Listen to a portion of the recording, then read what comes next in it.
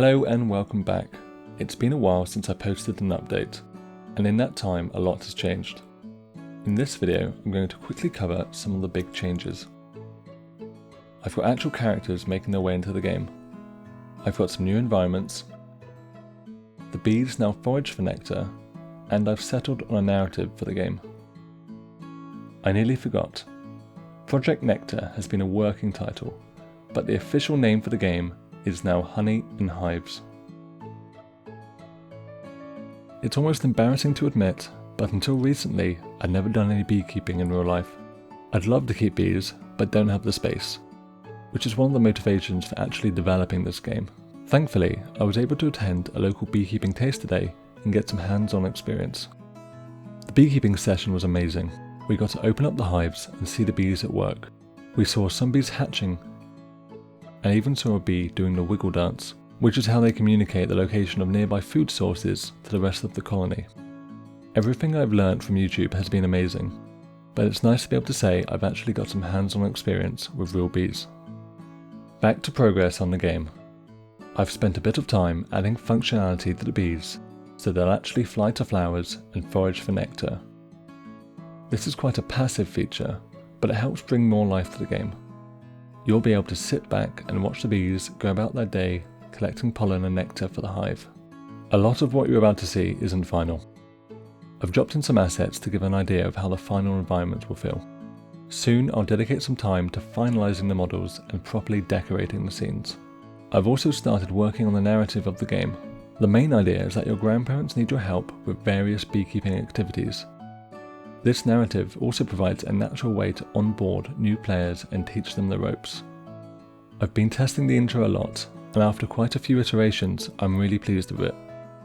People brand new to VR are able to complete a short demo I've put together with just the in-game dialogue to guide them. Talking of dialogue, here's the grandfather character that I'll be guiding you through the basics. Don't worry, the model is just a placeholder. Multiple people have said that he looks rather creepy, and the intro felt like a horror game. The proper character model is in the works. Here's a sneak peek of the new version with lip syncing just about working. You remember my bees, don't you? Well, I'm afraid I'm too old to tend to them properly. Once I've tweaked the lip syncing, I want to add some passive facial animations so the character feels more alive. He's also going to need some clothes at some point. I can't wait to get these new characters into the game and see what people think. Now I have the start of the narrative and know the game will be set in a cottage, I whipped up a quick garden environment.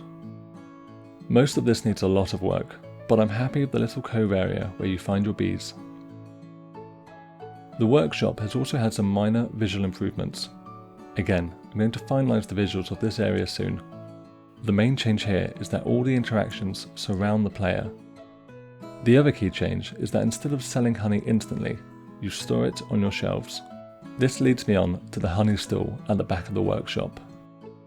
Now again, this environment is not final. It was put together in a few hours, as you can probably tell from the customers still in the T-pose position. The main thing here is that locals from the town will wander up to the stall and give you their honey order. The honey you stored in the workshop is represented by these shelves. At the moment, the player presses a sell button, but I'm planning to have the player place the actual jars in the crate. Though I am tempted to keep the button as a kind of power-up for later in the game, where you have tons of honey to sell and need a break from all the physical placing of jars. Do you think a button to automatically place the jars is a good idea, or would it take away from the satisfaction? Let me know what you think. So, that's most of the new environments covered, although I have also started working on new apiary locations that the player can purchase.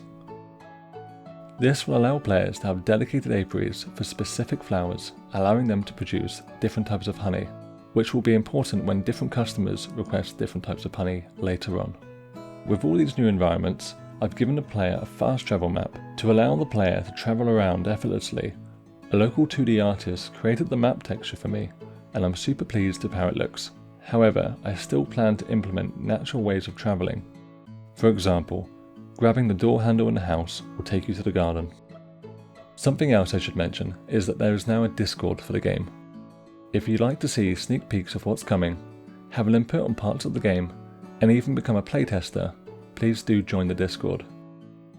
Thank you all so much for watching. Making these devlogs does take time, so if you'd like to show your support, please do give the video a like and check out the link to the Discord in the description. I will see you in the next one.